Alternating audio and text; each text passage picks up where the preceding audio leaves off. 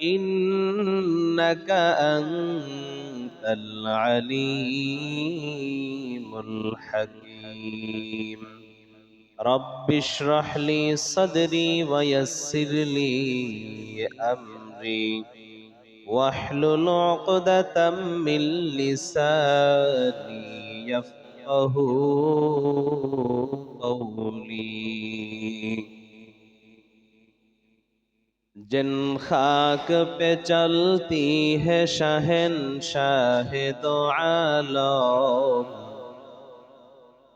जिन खाक पे चलती है शहंशाह दो आलम वो चश्म का सुरमा है मदीने की गली में वो चश्म का सुरमा है मदीने की गली में हर सिमत से आती है सदा अहले तमन्ना हर सिमत से आती है सदा अहले तमन्ना महबूब का चर्चा है मदीने की गली में महबूब का चर्चा है मदीने की गली में ईमान का हासिल नहीं बेइश्क मदीना ईमान का हासिल नहीं बेइश्क मदीना मरने की तमन्ना है मदीने की गली में मरने की तमन्ना है मदीने की गली में अल्हम्दुलिल्लाह আল্লাহ পাকের দরবারে লাখ কোটি শুকর ওয়া সুজুদ যে আল্লাহ রাব্বুল আলামিন আপনাকে আমাকে দয়া করে মায়া করে ভালোবেসে মাহে রমজানের তৃতীয় দিনে মহাগ্রন্থ আল কোরআনের মজলিসে আসার বসার তৌফিক দিয়েছেন শুকরিয়াতান বলি আলহামদুলিল্লাহ লক্ষ কোটি দরুদ ও সালাম বিশ্ব মানবতার কান্ডারি মানবতার মুক্তির দিশারি শাফিউল মুজনাবিন রাহমাতুল লিল আলামিন নবিয়ুল আরব ওয়াল আজম হাবিবে কিবরিয়া আশরাফুল আম্বিয়া সাইয়্যিদুল আম্বিয়া সৈয়দুল মখলুকাত আফতাব নবুওয়াত ফখরে মওজুদাত সৈয়দুল মখলুকাত জনাবে মুহাম্মদুর রাসূলুল্লাহ সাল্লাল্লাহু আলাইহি ওয়াসাল্লাম সর্বোপরি শুকর যে আল্লাহ রাব্বুল আলামিন দুনিয়ার সমস্ত ঝামেলাকে উপেক্ষা করে দুনিয়াবি সকল কাজকর্ম থেকে জুদা রেখে দুনিয়াবি সমস্ত শগল থেকে ফারেক করে আল্লাহ তাআলার মহব্বতে নবীজির ভালোবাসায় আল্লাহ রাব্বুল আলামিনের কালামের মজলিসে আসার ও বসার তৌফিক দিয়েছেন এজন্য আরেকবার কালিমাতুশ শুকর উচ্চারণ করি আলহামদুলিল্লাহ মাহে রমজান দামি মাস মাহে রমজান এর সাথে কোনো মাসের তুলনাই হয় না বান্দা এই মাসে একটা ফরজ আমল করবে তো আল্লাহ ৭০টা ফরজের সওয়াব দিয়ে দিবেন একটা নফলকে আল্লাহ ফরজের সমান সওয়াব দান করেন রহমত মাগফিরাত নাজাতের মাস বরকতের মাস আল্লাহ সুবহানাহু ওয়া তাআলার নবী মুহাম্মদ সাল্লাল্লাহু আলাইহি ওয়াসাল্লাম গালিবান বলেছেন যে এই মাসে বান্দা হালাল পন্থায় যত খরচ করবে সাহরির খরচ ইফতারের খরচ পরিবারের জন্য যাহা কিছু খরচ করবে এই মাসের সম্মানার্থে আল্লাহ তাআলা এই হিসাব বান্দার থেকে নিবেন না সুবহানাল্লাহ তো এই মাসটা আমল কামাইয়ের মাস আমলের পাল্লা ভারী করার মাস গতকালকে আমরা আলোচনা করতেছিলাম রাসূল করিম সাল্লাল্লাহু আলাইহি ওয়াসাল্লামের এক হাদিস নিয়ে, যেখানে রাসূল করিম সাল্লাল্লাহু আলাইহি ওয়াসাল্লাম বলেছেন যে তোমরা রমজান মাসে 4টি আমল বেশি করো। এর ভিতরে 2টি আমল তুমি তোমার রবকে খুশি করার জন্য করবা, আর 2টি আমল নিজের জন্য করবা। আর এই 2টি আমল করা ছাড়া তোমার কোনো গতিও নাই, উপায়ও নাই। যে 2টি আমল রব খুশি হবে, এক নাম্বার হলো কালিমাতুত তাইয়্যিব, লা ইলাহা ইল্লাল্লাহ। এই জিকির বেশি পরিমাণে করবা। 2 নাম্বার ইস্তিগফার, আস্তাগফিরুল্লাহ, এটা বেশি বেশি পড়বা। বিনিময়ে তোমার রব তোমার উপরে বেশি খুশি হয়ে যাবে। আর যেই 2টা আমল করা ছাড়া তোমার কোনো গতি নাই, যেই 2টা আমল তুমি তোমার নিজের জন্য করবা। এক নাম্বার আমল হলো আসআলুল্লাহাল জান্নাহ, আল্লাহর কাছে জান্নাত চাইবা। কারণ ইন্তেকালের পরে, মরণের পরে তোমার ঠিকানা জান্নাত। নবী বলেন ইন্তেকালের পরে ঠিকানা 2টা হবে, হয়তো বান্দা জান্নাতি হবে, নয়তো জাহান্নামী হবে। এজন্য নবী বলেন 2টা আমল করা ছাড়া তোমার কোনো গতি নাই। এক নাম্বার হলো আসআলুল্লাহাল জান্নাহ, আল্লাহর কাছে বেশি বেশি জান্নাত চাওয়া। ওয়া আউযু বিকা মিনান নার, এবং আল্লাহর কাছে জাহান্নাম থেকে মুক্তি চাওয়া। যে আল্লাহ তুমি আমাকে জান্নাত দাও, জাহান্নাম থেকে মুক্তি দিয়া দাও। এই 2টা আমল তোমাকে করতেই হবে। এই 2টা আমল করা ছাড়া তোমার গতি নাই, উপায় নাই। কারণ মরার পরে হয়তো তোমার ঠিকানা হবে জান্নাত, নয়তো তোমার ঠিকানা হবে জাহান্নাম। জান্নাত হলো চির সুখের জায়গা, জাহান্নাম হলো চির শাস্তির জায়গা। জান্নাত যেখানে সুখ ছাড়া কিছুই নাই, জাহান্নাম যেখানে কষ্ট ছাড়া আর কিছুই নাই। অতএব তুমি আল্লাহর কাছে এই মাহে রমজানে বেশি বেশি জান্নাত চাও, জাহান্নাম থেকে মুক্তি চাও। আল্লাহ রাব্বুল আলামিন সূরা মারইয়ামের 63 নম্বর আয়াতে বলেন, তিলকাল জান্নাতুল্লাতী নুরিসু মিন ইবাদিনা মান কানা তাকিয়া। আল্লাহ তাআলা বলেন, আমি আমার বান্দাদের জন্য জান্নাত বানিয়েছি,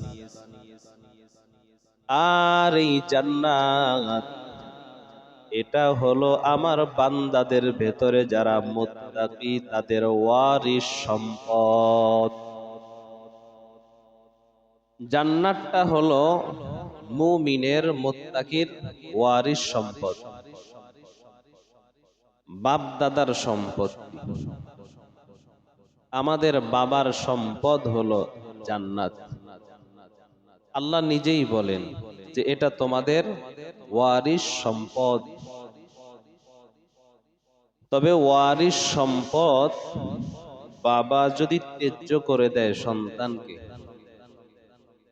কখনো কখনো বাবা সন্তানকে ত্যায্য করে দেয়, সম্পদ থেকেও ত্যায্য করে দেয়, সম্পদও দেয় না। সন্তান যদি বেশি উল্টাপাল্টা করে, বাবা ঘর থেকে ছেলেকে বের করে দেয়, সম্পদও দেয় না। সম্পদ থেকেও বঞ্চিত, বাবার সন্তান এই পরিচয় থেকেও বঞ্চিত। এর আর কোনো গতি থাকে না। তো জান্নাত হলো মুমিনের ওয়ারিস সম্পদ, বাপ দাদার সম্পদ। আর এই সম্পদ পাবে মুত্তাকি যারা, তারা যার ভেতরে আল্লাহর ভয় আছে। এক কথায় বাবার বৈধ সন্তান, যে বাবার বৈধ সন্তান, বাধ্য সন্তান, তার জন্য ওয়ারিস সম্পদ হলো জান্নাত। আর এই জান্নাতটা কত বিশাল, কত বড়, আল্লাহ তাআলা বানায় রাখছেন বান্দার জন্য। তিরমিজি শরীফের বর্ণনা, عن أبي هريرة رضي الله تعالى عنه قال قلنا لرسول الله صلى الله عليه وسلم الجنة ما بناؤها। আবু হুরায়রা রাদিয়াল্লাহু তাআলা আনহু বলেন, আল্লাহর নবী মুহাম্মদুর রাসূলুল্লাহ সাল্লাল্লাহু আলাইহি ওয়াসাল্লামের কাছে আল্লাহর পয়গম্বরের সাহাবারা জানতে চাইলেন, মা বিনাউহা, আল জান্নাতু মা বিনাউহা। ও পয়গম্বর, আমাদের যে ওয়ারিস সম্পদ, বাপ দাদার সম্পদ, এই জান্নাতকে আল্লাহ তাআলা কি দিয়া বানাইছেন, কেমন করে বানাইছেন? আল্লাহর নবী বলেন, লাবিনাতুম মিন ফিদ্দা ওয়া লাবিনাতুম মিন যাহাব। আল্লাহর নবী বলেন, জান্নাতের যেই নির্মাণের দেওয়াল তৈরি করা হয়েছে, এক একটা ইট হলো স্বর্ণের, এক একটা ইট হলো রূপার।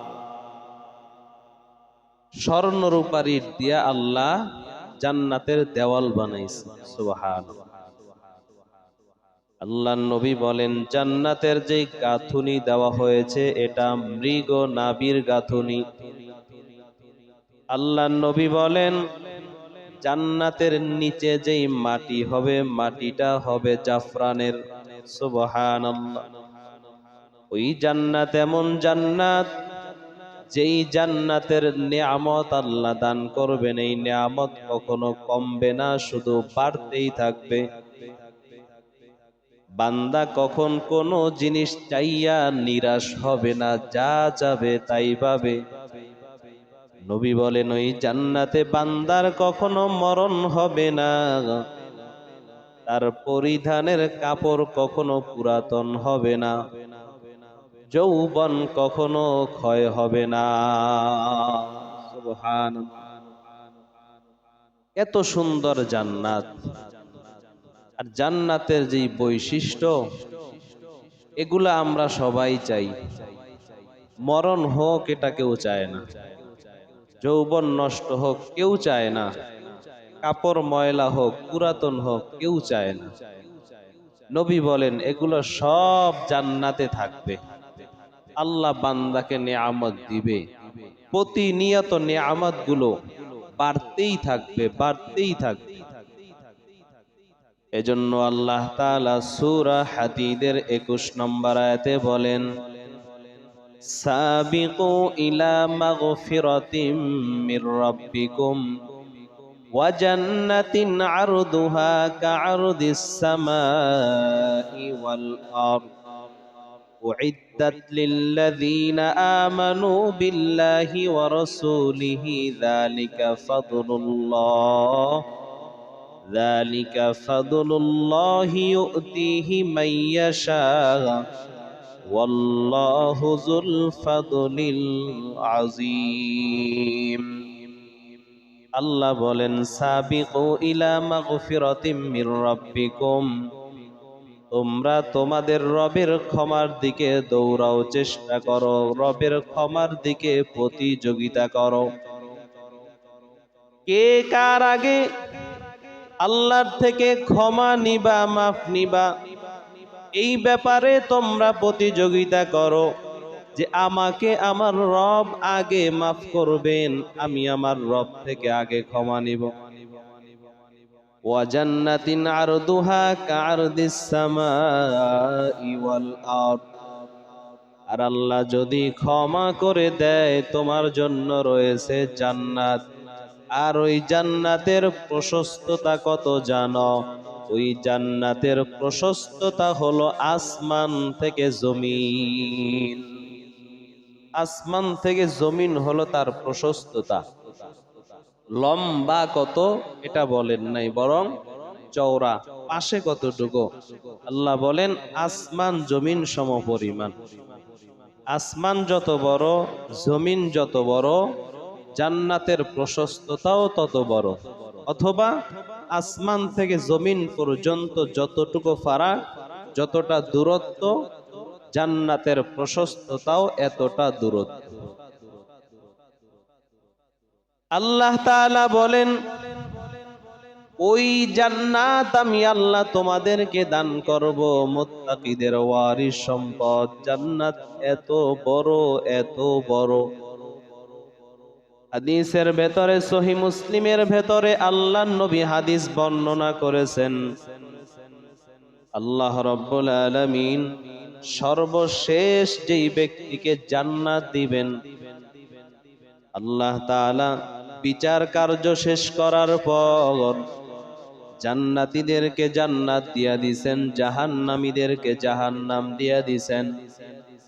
কাউকে চিরস্থায়ী জাহান্নাম, কাউকে বিভিন্ন মেয়াদে জাহান্নাম, কাউকে 10 বছর, 5 বছর, কাউকে 100 বছর, 200 বছর। আল্লাহর নবী বলেন জাহান্নামের মেয়াদ শেষ হবে, জাহান্নাম থেকে উঠাইয়া বান্দাকে জান্নাত দিবে। সর্বশেষ জাহান্নাম থেকে সবাই বের হয়ে গেছে, কেউ আর জাহান্নামে নাই। আল্লাহ তাআলা মালিক ফেরেশতাকে ডাক দিয়া বলবেন যাও যাও, দেখো জাহান্নামে আর কেউ আছে নাকি। মালিক ফেরেশতা ঘুরে ঘুরে দেখবে জাহান্নামের ভেতরে আর কেউ নাই। আল্লাহর কাছে রিপোর্ট দিবে, আল্লাহ জাহান্নামে তো এখন আর কেউ নাই। আল্লাহ তাআলা বলবেন ও মালিক আবার ভালো করে তালাশ করো। মালিক গিয়া ভালো করে তালাশ করবে, খুঁজে পাইবে না, কোথাও নাই, কোথাও নাই। আল্লাহ রাব্বুল আলামিন নিজে কুদরতি হাত জাহান্নামের নিচে ঢুকায় দিবেন। নিজে কুদরতি হাত ঢুকায় দিয়ে হাতটাকে উঁচা করবেন। একটা পাথরের নিচে এক আল্লাহর বান্দা পুরে কঙ্কাল হয়ে গেছে, এত ছোট হয়ে গেছে মালিক ফেরেশতা পর্যন্ত খুঁজে পায় নাই। এক বর্ণনা মালিক ফেরেশতা খুঁজে পায় নাই। দ্বিতীয় বর্ণনা যে মালিক ফেরেশতাও তার ঈমানের কথা জানে না, যে এর ভিতরেও যে ঈমান ছিল একটু, এ ফেরেশতারও খবর নেই। এত গোপনে ঈমান ছিল, সামান্য, এত সামান্য ছিল। আল্লাহ তাআলা তাকে জাহান্নাম থেকে বের করে আনবেন। অন্য বর্ণনায় জাহান্নামের ভেতরে আল্লাহর এক বান্দা জাহান্নাম থেকে বের হওয়ার জন্য বারবার জাহান্নামের দেওয়াল বেয়ে বেয়ে উপরে উঠবে, আবার নিচে পড়ে যাবে, আবার উঠবে, আবার নিচে পড়ে যাবে। এক পর্যায়ে জাহান্নামের একেবারে উপরে উঠে যাবে, একটু হলেই বের হয়ে যাবে। এমন সময় একটা আগুন আইসা ধাক্কা দিয়ে আবার তাকে নিচে ফালায় দিবে। আল্লাহর বান্দা আবার কষ্ট করে করে জাহান্নামের উপরে উঠবে। আল্লাহ তাআলা দয়া মায়া কইরা তাকে জাহান্নাম থেকে বের করে দিবেন। আল্লাহর বান্দা জাহান্নাম থেকে বের হয়ে আগুনের দিকে তাকায় বলবেন তাবারাকাল্লাযী নাজ্জানি মিনকা। আল্লাহ বড় বরকতময়, যেই আল্লাহ তোর মতো আগুন থেকে আমাকে মুক্তি দিয়েছেন। আমার বিশ্বাস আল্লাহ তাআলা আমাকে এত বড় নিয়ামত দিয়েছেন, আমার পূর্বে এত বড় নিয়ামত আল্লাহ কাউকে দেয় নাই। অথচ সে বের হয়েছে সবার শেষ। জান্নাতের যে কি নিয়ামত, ওদিকে যে জান্নাতীরা আনন্দ ফুর্তি করতেছে খবরই নাই। শুধুমাত্র আগুন থেকে বের হয়েই বলবে আল্লাহ বড় বরকতময়, যেই আল্লাহ আমাকে এত বড় নিয়ামত দিয়েছেন, আমার বিশ্বাস ইতিপূর্বে এত বড় নিয়ামত কাউকে দেয় নাই। আগুন থেকে বের হওয়াটা বান্দার কাছে এতটা নিয়ামতের মনে হবে, এতটা সৌভাগ্যের মনে হবে। আল্লাহর বান্দা আগুন থেকে বের হইছে, রবের প্রশংসা আদায় করছে। আল্লাহর বান্দা তাকায় দেখবে, হঠাৎ একটা গাছ দেখা যায়, রসালো গাছ। হাদিসের ভেতরে কি গাছ এটা বলা হয় নাই, রসালো গাছ বলা হয়েছে। তবে রসালো গাছের মুহাদ্দিসিন ইকরামগণ বলেন খেজুর গাছই হবে। খেজুর গাছের ভেতরে তো রস হয়, এবং খেজুর গাছের সাথে মুমিনের বড় ভালো সম্পর্ক। আল্লাহ তাআলা আল্লাহর নবী মুমিনদেরকে খেজুর গাছের সাথে তুলনা করেছেন। মুহাদ্দিসিন ইকরামগণ বলেন হয়তো ওটা খেজুর গাছ হবে। সুন্দর একটা গাছ, ওই গাছের নিচে আবার ঝর্ণা প্রবাহিত। আল্লাহর বান্দা গাছটাকে দেখে বলবে আল্লাহ, জাহান্নাম থেকে বের করলা, আমাকে ওই গাছের ছায়ায় বসতে দাও। আমি ওই গাছের ছায়ায় বসতে চাই, আমি ওখান থেকে মিষ্টি পানি পান করতে চাই। আল্লাহ বলবেন বান্দা তুমি না সবে মাত্র বললা যে তোমাকে এত বড় নিয়ামত দিয়েছি আর কাউকে দেই নাই, আবার কেন সামনে যাইতে চাও? বান্দা বলবে আল্লাহ তুমি আমাকে ওই গাছের ছায়ায় বসতে দাও, ওয়াদা করলাম আর তোমার কাছে কিছু চাবো না। আল্লাহ তাআলা তারপরেও বান্দাকে প্রশ্ন করবেন, কিন্তু বান্দা যাবেই। বান্দা বলে আল্লাহ ওই গাছের কাছে নিয়ে যাও, আর কিছু চাবো না। হাদিসের মধ্যে পয়গম্বর বলেন যে বান্দা এমন জিনিস দেখবে যেই জিনিস দেখার পরে আর ধৈর্য ধারণ করা যায় না, আর সবর করা যায় না, ঠিক থাকা যায় না। আল্লাহ তাআলা বান্দাকে দয়া কইরা ওই গাছের কাছে যাওয়ার অনুমতি দিবেন। বান্দা গাছের কাছে যাবে, গাছের ফল খাবে, মিষ্টি পানি খেয়ে বসবে, শুকর আদায় করবে। আল্লাহর বান্দা বসে একটু ভিন্ন দিকে তাকাতেই দেখবে আরেকটা আরো সুন্দর গাছ। এই গাছের চাইতে আরো কোটি গুণ সুন্দর আরেকটা গাছ, নিচে ঝর্ণাও আছে। আল্লাহর বান্দা তখন বলবে আল্লাহ ওই গাছের কাছে নিয়ে যাও। আল্লাহ বলবেন তুমি না সবে মাত্র ওয়াদা করলা আর কিছু চাইবা না, আবার কেন চাও? আল্লাহর বান্দা বলে আল্লাহ এটাই শেষ চাওয়া, আর কিছু চাবো না। ওই গাছের কাছে নিয়ে যাও, ওখানে আমি বসতে চাই, ছায়া গ্রহণ করতে চাই, মিষ্টি পানি খেতে চাই। আল্লাহ তাআলা বান্দার মনের ভাব বুঝবেন যে যেই জিনিস তার সামনে তুলে ধরা হয়েছে এটা দেইখা ধৈর্য ধারণ করা যায়। এই খেলা তো বান্দার সাথে আল্লাহই খেলতেছে, আল্লাহই তো বান্দার সাথে এমন করতেছেন। আল্লাহ তাআলা বান্দাকে অর্ডার দিবেন, অনুমতি দিবেন, বান্দা ওই গাছের কাছে যাবে, ছায়ায় বসবে, পানি পান করবে। এবার বান্দা একটু পাশেই ঘুইরা দেখবে জান্নাতের গেটের সামনে সুন্দর একটা গাছ, আরো সুন্দর, আরো মিষ্টি পানি ওখানে। বান্দা আবার আল্লাহর কাছে আবদার জানাবে, আল্লাহ বান্দার আবদারকে কবুল করবেন, ওই গাছের কাছে নিয়ে যাবেন। গাছের কাছে যাওয়ার পর গাছের ছায়ায় বসবেন, পানি পান করবেন। জান্নাতের গেটের সামনেই তো গাছ, আল্লাহর বান্দা বসার পরে কানের মধ্যে আওয়াজ পাবেন, গেইটের ভেতরে জান্নাতীরা কিচিরমিচির আওয়াজ দিয়া কথা কয়। এখন বান্দার মনে কি চায়, আরে আমি তো একা, ভেতরে না জানি আরো কত মানুষ, তাদের কাছে যদি একটু যাইতে পারতাম।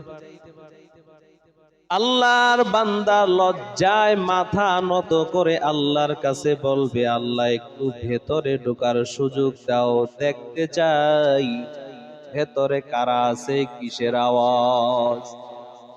আল্লাহ তাআলা বলবেন, বান্দা তুমি বড় অকৃতজ্ঞ বান্দা, তোমাকে আমি আল্লাহ এত নেয়ামত দিলাম, একটা পাও তো আরেকটা চাও, একটা পাও তো আরেকটা চাও, এত কেন অকৃতজ্ঞ? আসলেই মানুষের স্বভাবটাই এমন, আমাদেরও স্বভাবটা এমনই, দুনিয়াতেও আমরা এমন। যখন কিচ্ছু থাকে না তখন বলে আল্লাহ ছোট একটা ঘর করতে পারলে হয়ে যাইত, ছোট একটা ঘর করছে এখন হয় না, বলে বিল্ডিং দরকার, বিল্ডিং একটা একতলা করছে, কয় না 2 তলা দরকার। আশা আশা আশা, শুধু বড় হওয়ার আশা, উপরের দিকে যাওয়ার আশা।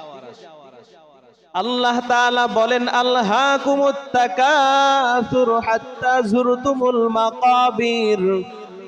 বনি আদমের আশা বড় অনেক লম্বা, শুধু লম্বা চাহিদা, শুধু লম্বা চাহিদা, শুধু আশা, শুধু আশা, আরো বাঁচবো, আরো করব, আরো এই করব সেই করব, এমন আশা আশা। হাত্তা যুরতুমুল মাকাবির, আশায় আশায় বান্দা কবরের মাটিতে চলে যায়, কিন্তু আশা তার শেষ হয়। আল্লাহর নবী একটা গোল একটা গোল দিলেন মাটির ভেতরে, ভেতরে কিছু দাগ দিলেন, একটা দাগ নবী গোল থেকে বের করে দিলেন। সাহাবাদেরকে বললেন, ও সাহাবায়ে কেরাম কিছু বুঝলা নাকি? সাহাবায়ে কেরাম বলে, না কিছুই তো বুঝি নাই। আল্লাহর নবী বলেন, এই বান্দা, ও সাহাবায়ে কেরাম তাকায় দেখো, এই যে গোল চিহ্নটা দিলাম এইটা হলো বান্দার হায়াতের জীবন। ভেতরে যতগুলো দাগ দেখছো এগুলা বান্দার আশা, এগুলো বান্দার দুনিয়ার জীবনের পাওনা। কিছু পায় কিছু পায় না, কিছু বিপদ কিছু আপদ, বিভিন্ন জিনিস দিয়া বান্দাকে আটকায় রাখছে। আর যেই লম্বা দাগটা দেখছো ভেতর থেকে গোল থেকে বের হয়ে গেছে, এইটা হলো বান্দার দীর্ঘ আশা, যে তার জীবন, এর থেকেও তার আশাটা অনেক লম্বা। তার জীবন শেষ কিন্তু আশা কি হয় নাই, শেষ হয় নাই। আল্লাহ বলেন, হাত্তা যুরতুমুল মাকাবির, কবরের মাটিতে যাওয়ার আগ পর্যন্ত বান্দার আশা শেষ হবে না। আল্লাহ তো মানুষকে এমন করেই বানাইছেন, এই চাহিদা আল্লাহ ভেতরে দিয়া দিছেন। আল্লাহর বান্দা জান্নাতের গেইটে বইসা আল্লাহর কাছে দোয়া করবে, আল্লাহ বারবার আল্লাহকে রিকোয়েস্ট করবে, অনুরোধ করবে, আল্লাহ একটু ভেতরে যাওয়ার সুযোগ দাও, ভেতরে যাইতে চাই, একটু দেখতে চাই ভেতরে আমার জন্য কোনো জায়গা আছে কিনা, একটু ভেতরে ঢুকবো, গেটটা খুলে দাও। আল্লাহ তাআলা তখন বলবে, ও বান্দা, যেই দুনিয়ায় তুমি থেকে আসছো ওই দুনিয়াটার 10টা দুনিয়ার সমান আমি আল্লাহ তোমাকে একটা জান্নাত দিতে চাই। বান্দা তখন বলবে, আতাস্তাহজিউ মিন্নি ওয়া আনতা রাব্বুল আলামিন। ও আল্লাহ, আপনি না বিশ্ব জগতের রব, আপনিও কি আমার সাথে ঠাট্টা করেন? আতাস্তাহজিউ মিন্নি, আপনিও কি আমার সাথে ঠাট্টা করেন? ঢোকার চান্স পাই না আর আপনি দুনিয়ার 10 দুনিয়ার সমান জান্নাত দিবেন? আল্লাহর নবী বলেন, এই কথা বান্দা যখন বলবে আল্লাহ তখন হেসে দিবে। আল্লাহ বলবেন, বান্দা, আমি আল্লাহর জন্য এটা অসম্ভব কিছু না। তোমার মধ্যে যে সামান্য ঈমান, এই ঈমানের বিনিময়ে দুনিয়ার মতো 10 দুনিয়ার সমান জান্নাত আমি আল্লাহ তোমাকে দিয়া দিলাম। সুবহানাল্লাহ। তাহলে এই সামান্য ঈমানের বিনিময়ে যদি 10 দুনিয়ার সমান জান্নাত পায়, যাদের কঠোর ঈমান, মজবুত ঈমান, যারা প্রথম ধাক্কায় জান্নাতে যাবে, তাদের জান্নাতটা কত বড় হবে। আল্লাহ তাআলা কোরআনের এক জায়গায় বলেন, জান্নাতাইন, আমি আমি আল্লাহ বান্দাদেরকে 2টা করে জান্নাত দিব। কিছু কিছু বান্দাকে আল্লাহ খুশি হয়ে 2টা জান্নাত দিব। কেন? বলে, আমি আল্লাহ দুনিয়ায় যত মানুষ বানাইলাম, প্রত্যেকের নামে আমি আল্লাহ একটা করে জান্নাত বানাইছি, প্রত্যেকের জন্য একটা জান্নাত বরাদ্দ আছে। আবু জাহালের জন্য জান্নাত আছে, উতবা সাহেবার জন্য জান্নাত আছে, আবু লাহাবের জন্য জান্নাত আছে, হামানের জন্য জান্নাত আছে। কিন্তু ওরা তো ঈমান নাই, জান্নাত পাবে না।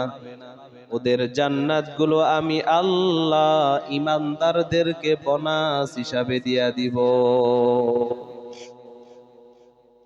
আল্লাহ তাআলা বলেন, ওই জান্নাত চাও যেই জান্নাতের মধ্যে শুধু সুখ আর সুখ, শান্তি আর শান্তি, কষ্টের কোনো জিনিস নাই। আল্লাহর নবী বলেন, এ বান্দারা, যখন তোমরা জান্নাত চাইবা, জান্নাত চাইবা, আল্লাহর কাছে জান্নাতুল ফেরদাউস চাইবা। জান্নাত চাইবা তো জান্নাতুল ফেরদাউস চাইবা, কারণ এটা হলো সর্বশ্রেষ্ঠ জান্নাত, এর উপরে আর কোনো জান্নাত নাই। قال رسول الله صلى الله عليه وسلم من سأل الله الجنة 3 مرات। আল্লাহর নবী বলেন, কোন বান্দা যখন 3 বার বলে, আল্লাহুম্মা আল্লাহুম্মা ইন্নী আসআলুকাল জান্নাহ, আসআলুল্লাহাল জান্নাহ, বান্দা যখন 3 বার আল্লাহকে বলে, আল্লাহ আমাকে তুমি জান্নাত দাও, আমাকে তুমি জান্নাত দাও, আল্লাহ আমি তোমার কাছে জান্নাত চাই। আল্লাহর নবী বলেন, ক্বালাতিল জান্নাহ, জান্নাত তখন আল্লাহকে বলে, আল্লাহুম্মা আদখিলহুল জান্নাহ, তোমার যেই বান্দা জান্নাত চায় তুমি তাকে আমাকে দিয়া দাও। জান্নাত বলে, আল্লাহ তোমার যেই বান্দা আমাকে চায়, জান্নাত চায়, তুমি তাকে আমার ভেতরে ঢুকায় দাও, তুমি তাকে জান্নাত দিয়া দাও। জান্নাত আল্লাহর কাছে আবদার করে। ওয়ামান ইস্তাজারা মিনান নারি 3 মাররা, আল্লাহর নবী বলেন, কোন বান্দা যখন 3 বার বলে, আল্লাহুম্মা আজিরনি মিনান নার, আল্লাহ তুমি আমাকে জাহান্নাম থেকে মুক্তি দাও, জাহান্নাম থেকে মুক্তি দাও, জাহান্নাম থেকে মুক্তি দাও। ক্বালাতিন নার, আল্লাহুম্মা আজিরহু মিনান নার, নবী বলেন, জাহান্নাম তখন আল্লাহকে বলে, আল্লাহ তোমার যেই বান্দা আমার থেকে মুক্তি চায় তুমি তাকে আমার থেকে মুক্তি দিয়া দাও। জান্নাত চায় তো জান্নাত আল্লাহর কাছে আবদার করে, আল্লাহ তোমার বান্দাকে আমার মধ্যে প্রবেশ করায় দাও। জাহান্নাম থেকে মুক্তি চায়, 3 বার মুক্তি চাইছে, জাহান্নাম বলে, আল্লাহ তুমি তোমার বান্দাকে আমার থেকে মুক্তি দিয়া দাও। সুবহানাল্লাহ। ওই জান্নাত পাওয়ার আশা আমাদের আছে না? ইনশাআল্লাহ ওই জান্নাত চাই আল্লাহর কাছে, যেই জান্নাতে শান্তি অশান্তি বলতে কিছুই নাই। আল্লাহর বান্দা, নবী বলেন, দুনিয়ার ভেতরে বান্দা কষ্ট করেছে, সুখ কি জিনিস জীবনে কোনোদিন দেখে নাই। সারাটা জীবন জন্ম থেকে মৃত্যু পর্যন্ত কষ্ট করেছে, কষ্ট করে করে দুনিয়ার থেকে বিদায় নিয়েছে। আল্লাহ তাআলা এই বান্দাকে যদি ঈমানের বদৌলতে জান্নাত দিয়ে দেয়, জান্নাতে ঢুকানোর পরে আল্লাহ বলবেন, ও বান্দা, দুনিয়ায় কি পরিমাণ কষ্ট করেছ? বান্দা তখন বলবে, আল্লাহ, দুনিয়ায় যে কোনো কষ্ট করেছে সেই কষ্টের কথাই তো আমার মনে নাই। ঢুকবে মাত্র, ঢোকা মাত্র দুনিয়ায় যে কি কষ্ট করছে কিচ্ছু মনে নাই, কিছু মনেই থাকবে না, সব ভুলে যাবে। এমন জান্নাত, এমন জান্নাত। সাহাবায়ে কেরামকে নবী যখন এই ঘটনা শুনাইতেন, জান্নাতের বর্ণনা শুনাইতেন, জান্নাতের খাবারের কথা শুনাইতেন, আল্লাহ নবী বর্ণনা করতেন। নবী আমার নামাজে দাঁড়ানো, হঠাৎ করে নবী সামনের দিকে হাঁটা শুরু করছে। কখনো কখনো নবী সামনের দিকে হাত বাড়ায় দিতেন, কি যেন ধরবেন মনে হয়, ধরতে চাইতেন, আবার হাত গোটায় নিতেন। সাহাবায়ে কেরাম বলতেন, পয়গম্বর, নামাজের মধ্যে দেখলাম আপনি সামনের দিকে হাঁটা শুরু করছেন, আবার কখনো দেখি আপনি হাত সামনে নেন, আবার গোটায় নেন, কারণ কি? আল্লাহর নবী বলেন, আমি যখন নামাজে দাঁড়াইলাম, আল্লাহ আমার সামনে জান্নাতটাকে খুলে দিয়েছিল। আমি জান্নাতের ফলগুলো দেখতেছিলাম। আমি চাইলাম ওখান থেকে এক ঠোকরা ফল তোমাদের জন্য নিয়ে আসব। একটা ছড়া ফল যদি আমি তোমাদের জন্য নিয়ে আসতে পারতাম, কিয়ামত পর্যন্ত ওই ফল খেয়েও তোমরা দুনিয়ার মানুষ শেষ করতে পারতা না। এই জন্য আমি সামনে হাত বাড়াই, আমি সামনে হাঁটা দেই। আর আমার আল্লাহ ডাক দিয়া বলে, পয়গম্বর, এটা শুধু দেখবেন, উম্মতকে শোনাবেন, দুনিয়ায় পাওয়া যাবে না, মরণের পরে আমি আল্লাহ এই নিয়ামত দান করব।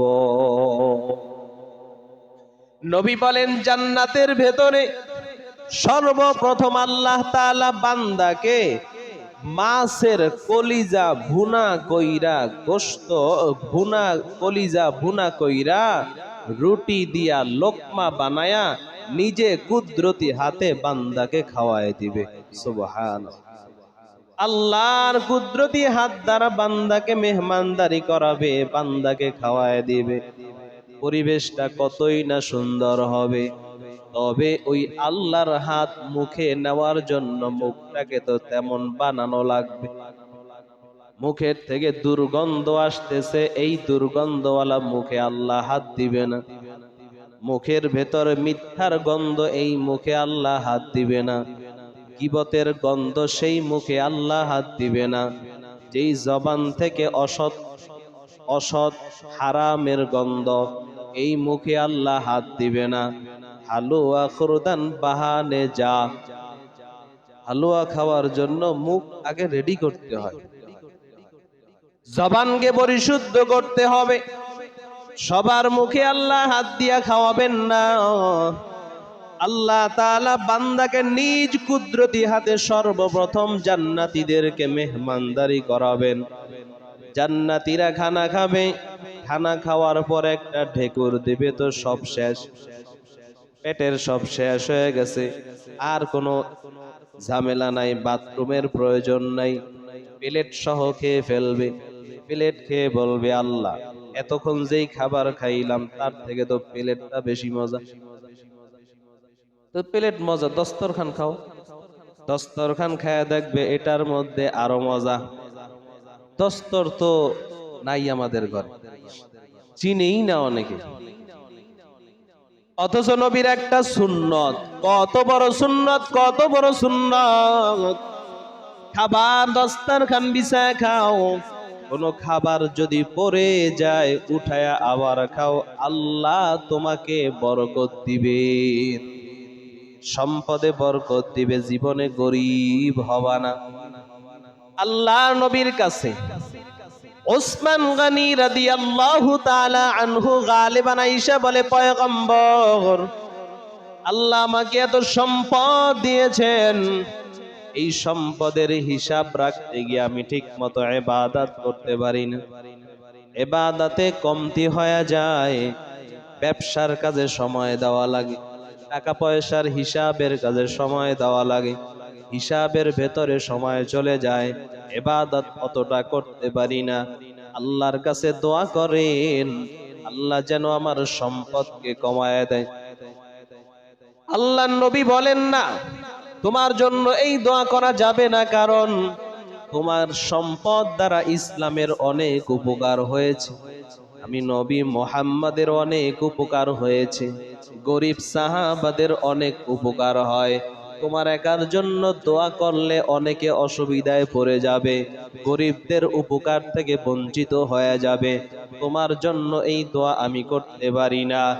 বারবার রিকোয়েস্ট করার পর আল্লাহর নবী বলে, ও সাহাবা, সম্পদ যদি কমাইতে চাও, যেই খানাটা তোমার পড়ে যাবে ওই খানাটা দ্বিতীয়বার টোকায়া তুমি খাইবা না, তাহলে তোমার সম্পদ কমবে। আল্লাহর নবী একদিন রাস্তা দিয়ে যাইতেছেন, দেখে নবীর ওই সাহাবা ঘোড়ার পিঠে বসে বসে খেজুর খাইতেছে। খেজুর অর্ধেক খাওয়া শেষ, অল্প সামান্য আছে। এই অল্প সামান্য খেজুর মুখে দিবে, ওখান থেকে নিচে পড়ে গেছে। আল্লাহর নবী তাকায় দেখে যে সে ঘোড়ার পিঠ থেকে নামছে, বালুর মধ্যে পড়ছে, তো এটাকে উঠাইছে, ধুইয়া আবার এটাকে খাইছে। নবী মুস্কি মুস্কি হাসে আর কয়, তুমি চাও সম্পদ কমাইতে, তোমার সম্পদ কমবে? তুমি ঘোড়ার থেকে নাইমা সামান্য একটু খেজুর ধুইয়া আবার খাও, তোমার সম্পদ কমবে নাকি? কোশ্চিন কালেও সম্ভব না। এজন্য নবী বলেন, প্লেটের নিচে দস্তারখান বিছায় খাও, এটা আমার নবীর সুন্নাত। কোন একটা খাবার যদি পড়ে যায় সেটাকে আবার ঢোকায় খাও, সম্পদের ভেতরে আল্লাহ বরকত দান করবেন। যেই প্লেটে খানা খাও ওই প্লেটে হাত ধুইও না, ওই প্লেটে হাত ধুইলে বরকত নষ্ট হয়ে যায়। যেই প্লেটে খানা খাইছো এটাকে সুন্দর করে চেটে খাইবা, হাত অন্য জায়গায় ধুইবা, বরকত দান করবেন আল্লাহ। আল্লাহর নবী বলেন, জান্নাতীরা খাবার খাবে খাবে, প্লেট সহ দস্তার সহ তারা খেয়ে ফেলবে। জান্নাতের ভেতরে জান্নাতীরা ঘুমায় থাকবে, শুয়া শুয়া বলবে, আল্লাহ আমার তো একটু দোতলায় যাইতে মন চায়, কিন্তু উঠতে মন চায় না, অলস, উঠবে না। আল্লাহ বলবেন, তোমার ওঠার দরকার নাই, মনে চাওয়া মাত্র সে দোতলায় চলে গেছে।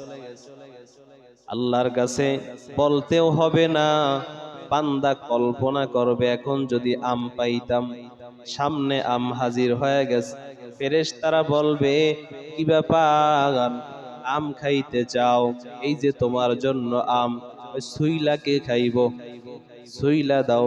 ফেরেশতারা ছুলে দিবে, খাওয়ায় দাও, খাওয়ায় দিবে, লোকমা বানায় বানায় জান্নাতীকে শুয়া খাওয়ায় দিবে।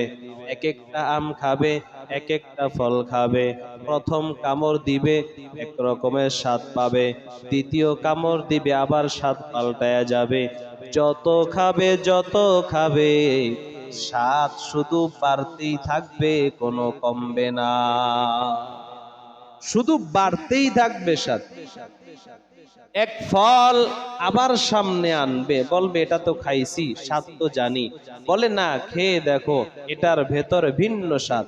আবার খাবে তো দেখবে আরো 70 রকমের মজা আল্লাহ বাড়ায় দিয়েছেন। সুবহানাল্লাহ। জান্নাতীরা চিন্তা করবে, পাখির গোশত খাইতে মন চায়, আল্লাহ রাব্বুল আলামিন হাজার হাজার পাখি তার সামনে পাঠায় দিবেন। পাখিরা এসে বলবে, আমাকে খাও, আমাকে খাও। এই পাখি বলবে, তুমি আমাকে খাও। কি ব্যাপার, নিজের থেকে তোমরা কেন খাইতে বলতেছ? পাখিরা তখন ডাক দিয়া বলবে, তুমি আল্লাহর জান্নাতি মেহমান, আমি যদি তোমার খাবার হতে পারি, আমি আমার জীবনটাকে ধন্য মনে করি, আমাকে খাও। আয়েশা পাখিরা নিজেরা বলবে। সুবহানাল্লাহ। দুনিয়াতেও কোনো ইমানদারের লোকমা যখন কোনো পশু পাখি হয়, গরুটা যখন কোনো ইমানদারের লোকমা হয়ে যায়, পাখিটা যখন কোনো ইমানদারের লোকমা হয়, মুরগিটা যখন কোনো ইমানদারের লোকমা হয়ে যায়, এই মুরগিটা তখন, এই পাখিটা তখন আল্লাহর শুকর আদায় করে, আল্লাহ আমার জীবনটা ধন্য, কারণ আমি একজন ইমানদারের খানা হয়েছি। কিন্তু কোন বেঈমান যখন কোন গোশত খায়, কোন খাবার খায়, এই খাবার লোকমা বানায়া মুখে দেয়, এই খাবারগুলো আল্লাহকে বলে, আল্লাহ তুমি আমাকে কেন এই বেঈমানের খানা বানাইলা, এই বেঈমানের লোকমা কেন বানাইলা? আল্লাহ তুমি বানাইছো, কোনো আফসোস নাই, কোনো আপত্তি নাই। আয় আল্লাহ, তবে যেই বেঈমানেরা তোমার হুকুম মানে না, তোমার কথায় চলে না, নামাজ পড়ে না, রোজা রাখে না, তোমার বিধানগুলো যেই বেঈমানেরা মানে না, এই বেঈমানেরা আমাকে কেন খাইলো, এর বিচার আমি করায় গন্ডায় তোমার থেকে চাই। আল্লাহ সেদিন কিয়ামতের ময়দানে বিচার করবেন এই খাবারের। খাবার আল্লাহর কাছে অভিযোগ করবে, আল্লাহ তোমার এই বেঈমানেরা, নাফরমানেরা তোমাকে মানে নাই, অথচ আমি তোমার মাখলুক, আমাকে খাইছে, বিচার করে দাও। আল্লাহ তখন খাবারের বিচার করবে বান্দার, বান্দা তুমি আমার ইবাদত করো নাই, আবার আমার বান্দারে খাইছো, আমার মাখলুক গুলা তুমি পেটে ঢুকাইছো, করায় গন্ডায় সেদিন হিসাব নেওয়া হবে। তো জান্নাতীদের সামনে পাখিরা এসে বলবে, আমাকে খাও। কেন খাবো? বলে, তুমি খাইলে আমি ধন্য, তুমি খাইলে আমি ধন্য, তোমার কারণে আমি সফল হয়ে যাব। ছোট ছোট হাজার হাজার পাখি আইসা বলবে, আল্লাহর বান্দা বেশি পাইছে তো কোনোটা পছন্দ হয়, দোকানে গিয়েও বেশি মাল দেখলে কোনটা থুয়ে কোনটা নেব পরে কোনোটাই পছন্দ হয়, দুই একটা দেখলে পছন্দ হয়, ঠিক না? অনেক দেখা বান্দা বিগড়ে যাবে, কোনটা রাখবে আর কোনটা খাবে, কোনটায় কি স্বাদ, কোনটা খাবে না জানি কোনটা আবার মিস হয়ে যায়, কোন স্বাদ। আল্লাহর বান্দা চিন্তা করতে থাকবে, চিন্তা করতে করতে হঠাৎ একটা বিশাল বড় পাখি আসবে। এত বড় বিশাল পাখি আসবে, পাখিটা আইসা বসা মাত্র পাখির দুই ডানার বাতাসে হাজার হাজার পাখিগুলো সব ধুলার মতো উড়ে যাবে। বড় পাখি আইসা বলবে, আল্লাহর বান্দা আমাকে খাও, আমাকে খাও। বলে, তোমাকে কেন খাবো? তোমার ভেতরে কি গুণ আছে, কি বৈশিষ্ট্য আছে বলো। পাখি তখন ডাক দিয়া বলবে, ও আল্লাহর বান্দা, আমার মধ্যে বৈশিষ্ট্য হলো আমি ছোট মোটো পাখির মতো না, আমি আল্লাহর জান্নাতুল ফেরদাউসের মেহমান। জান্নাতুল ফেরদাউসে ঘুরে ঘুরে আল্লাহর নিয়ামতকে আমি বড় হয়েছি, জান্নাতুল ফেরদাউসের খানা আমার ভেতরে আছে, অতএব আমার ভেতরে যেই মজা পাইবা অন্য পাখিতে সেই মজা পাইবা না। আল্লাহর বান্দা বলবে, তাহলে তোমাকে খাওয়া যায়। ঠিক আছে, পাখি তখন বলবে, কেমনে খাইবা? ভুনা খাইবা না ঝোল খাইবা? বলে, খাইতে তো মন চায় দুইটাই। আল্লাহর বান্দা বলতে দেরি হবে, পাখির একটা ডানা ভুনা হয়ে তার সামনে চলে আসবে। আল্লাহর বান্দা এটাকে খাবে, এবার ঝোল খাইতে মন চায়, পুরা পাখিটা ঝোল তরকারি হয়ে তার সামনে আসবে। আল্লাহর বান্দা খেয়ে ফেলবে, খাওয়ার পরে এত মজা, এত মজা, মজা বাড়ে লোভ বাড়ে, মজা বাড়লে কি লোভ বাড়ে। খাবার যদি ভালো হয় ক্ষুধা না থাকলেও খাইতে মনে চায়, খাবারের স্বাদ যদি ভালো না হয় ভালো খানাও মুখে ধরে না, কি চাইছা তা কি খাবো। তো মজা যখন বাইরে গেছে, খানার লোভ বেড়ে গেছে। এবার চিন্তা করে, হায় হায়, একটা পাখি একবারে খেয়ে ফেললাম, একটু যদি রেখে খাইতাম তো আবার পরে খাওয়া যাইত। আমার আল্লাহ তো বান্দার মনের খবর জানেন। বান্দা তাকায় দেখবে, সে যে খাওয়ার পরে হাড্ডির ছিটা ফোটা ফালাইছিল। এক একটা হাড্ডি থেকে, এক একটা অংশ থেকে এক একটা বিশাল বড় বড় পাখি হইয়া আবার ডানা মেলে উড়ে যায়। আল্লাহ জানায় দেয়, বান্দা আফসোস করার কোনো কারণ নাই। আবার যখন তুমি খাইতে চাইবা, আবারও এমন শত পাখি তোমার সামনে উপস্থিত হয়ে যাবে। আল্লাহ তাআলা এমন নিয়ামত দিয়ে জান্নাতীদেরকে জান্নাতের ভেতরে ভরপুর করে রাখবেন। এরে আম্মা জান, দুনিয়ায় কিসের আশায় পড়েছো, কিসের মায়ায় পড়েছো? ওই জান্নাত এমন জান্নাত, দুনিয়ায় সামান্য সময় কষ্ট করো রে মা, আল্লাহ তাআলা চিরসুখময় জান্নাত তোমাকে দিয়া দিবেন। জান্নাতের ভেতরে আম্মা জানদেরকে বানায় দিবেন সরদারিনী। এরা জান্নাতের ভেতরে সমস্ত হুর গেলমানের সরদার থাকবে। জান্নাতীদেরকে আল্লাহ যত হুর গেলমান দান করবেন, যত খাদেম খাদেমা দান করবেন, দুনিয়ায় যে তার স্ত্রী ছিল এই স্ত্রীকে সবার সরদার বানায় দিবে, সব থেকে সুন্দরী বানায় দিবে। রে আম্মা জানেরা, দুনিয়ায় চেহারা সৌন্দর্যতার জন্য সোনো পাউডার কত কিছুই না চেহারায় দাও, কত কিছু মাখো, কিন্তু আল্লাহ তাআলা জান্নাতি হয়ে যদি কবরে যাইতে পারো, দুনিয়াতে যদি কালো ভাতের পাতিলের তলির মতো কালো হও, আল্লাহ তাআলা জান্নাতের সমস্ত হুরদের চাইতে সুন্দরী তোমাকে বানায় দিবেন। যেই হুর আল্লাহ বানায় রাখছেন, নবী বলেন একটা আঙ্গুলের কড়া যদি যা উপর থেকে আসমান ছিদ্র করে জমিনের দিকে একটা আঙ্গুলের কর বের করত, দুনিয়াতে চন্দ্র ও সূর্যের আলোগুলো সব মূল্যহীন হয়ে যাইত। ওই হুরেরা যদি একটু থুক, এক ফোঁটা মুখের লালা যদি সমুদ্রের ভেতরে ফেলে দিত, দুনিয়ার ভেতরে যত পানি আছে সমস্ত পানিগুলো চিনির চাইতেও মিঠা হয়ে যাইত। ওই হুরেরা যদি একবার দুনিয়ার ভেতরে থুক ফেলতো, ওই হুরদের ওই থুকের যেই ঘ্রাণ, দুনিয়ার সমস্ত আতর গোলাপের ঘ্রাণ মূল্যহীন হয়ে যাইত।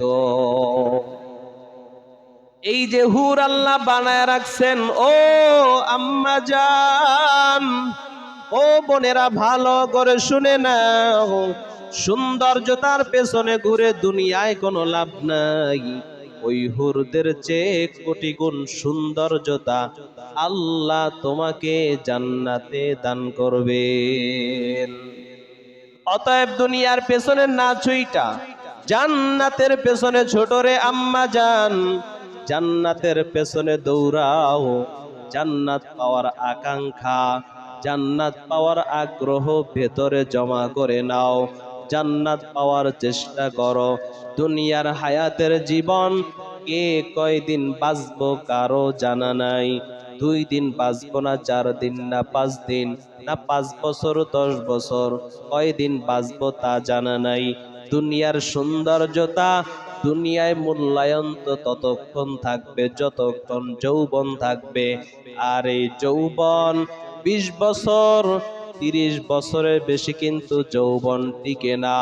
15-16 বছর এখান থেকে যৌবন শুরু হয়, 40 বছরের মাথায় গিয়ে আবার যৌবনে ভাটি লাগে।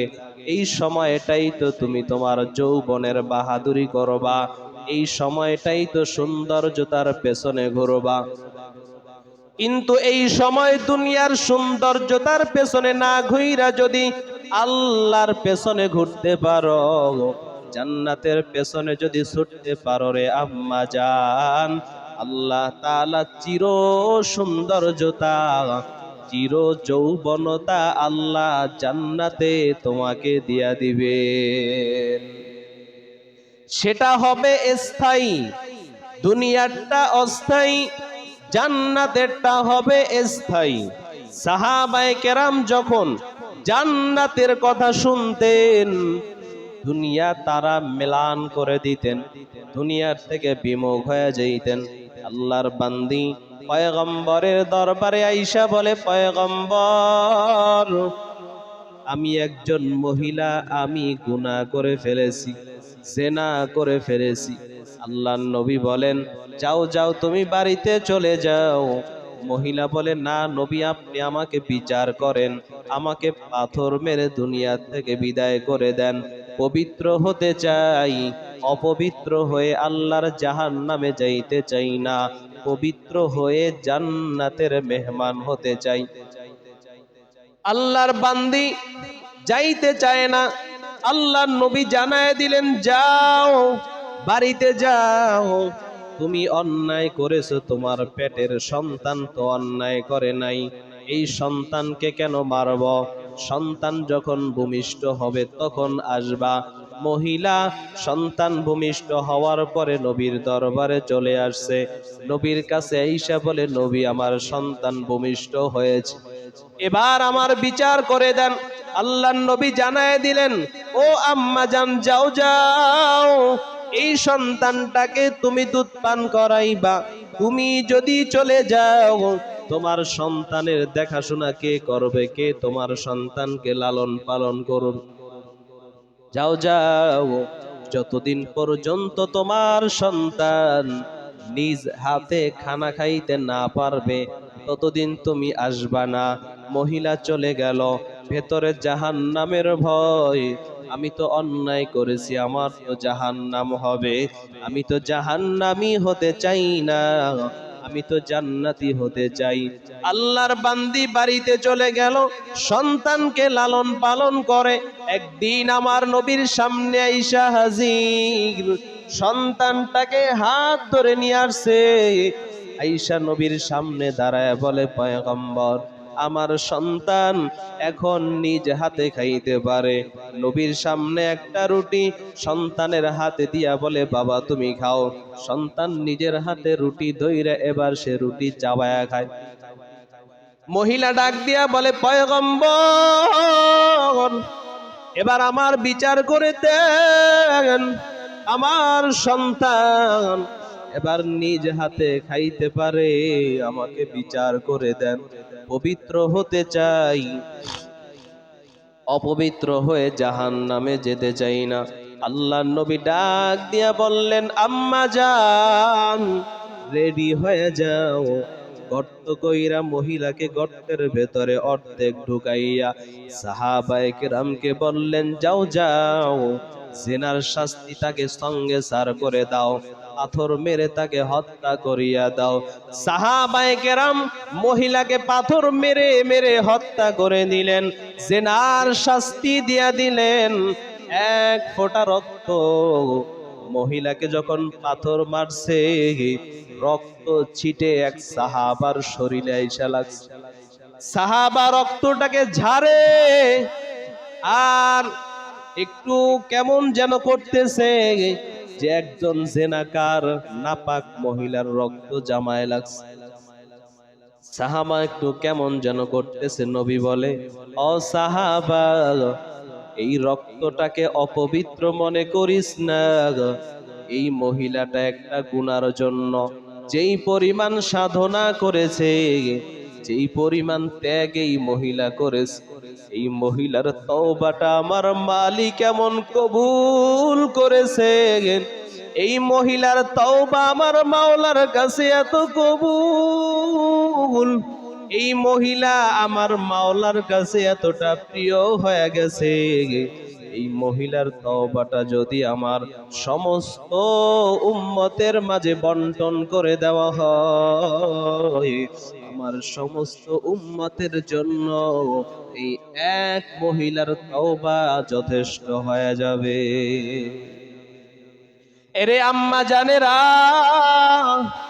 ওই মায়েরাও তো মা, তারা দুনিয়াকে কেমন করে পেছনে ফালাইছেন। জাহান্নামের ভয়, জান্নাত পাওয়ার জন্য তারা কতটা আগ্রহ প্রকাশ করেছেন।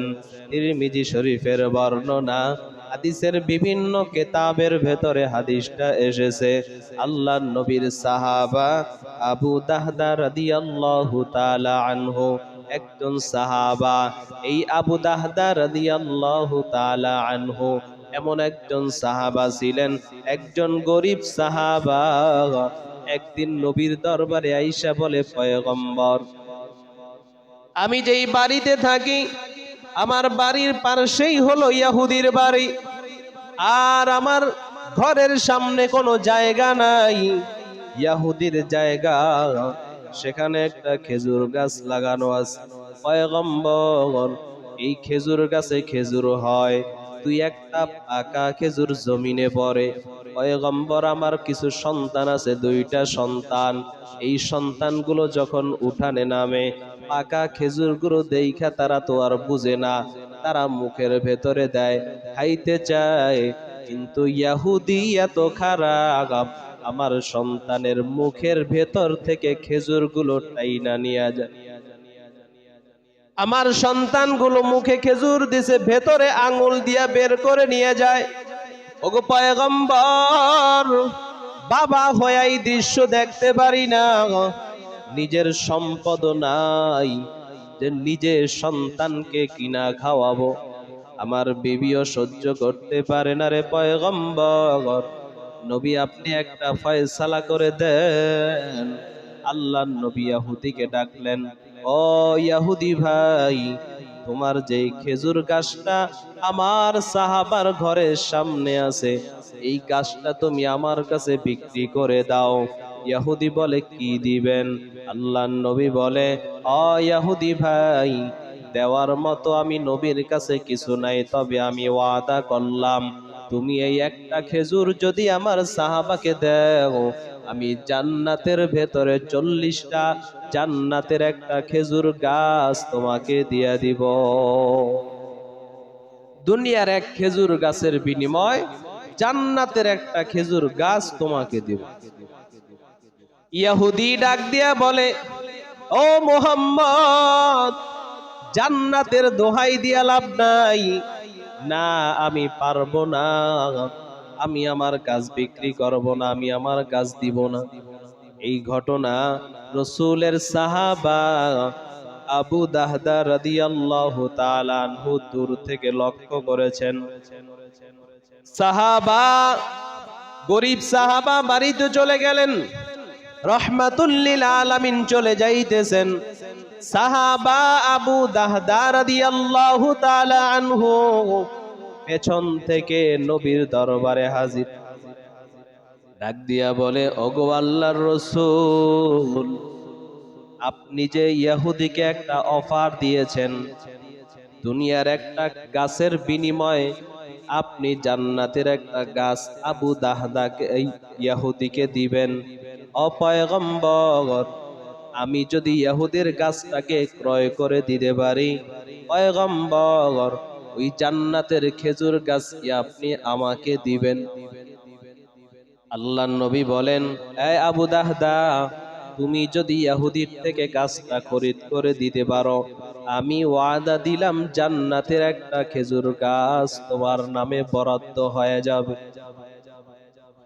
আল্লাহর নবীর সাহাবা আবু দাহদা ইহুদির ঘরের দরওয়াজায় হাজির, ডাক দিয়া বলে, ইহুদি ভাই, তোমার এই খেজুর গাছটা আমার কাছে বিক্রি করে দাও।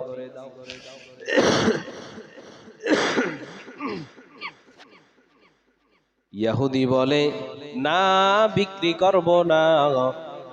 আবু দাহদা রাদিয়াল্লাহু তাআলা আনহু বলে, ও ইহুদি ভাই, তুমি যদি তোমার এই একটা খেজুর গাছ আমাকে দাও, আমি মসজিদে নববীর সামনে আমার একটা বিশাল বড় বাগান বাড়ি আছে, এই বাগানটা সহ বাড়িটা তোমাকে দিয়া দিব।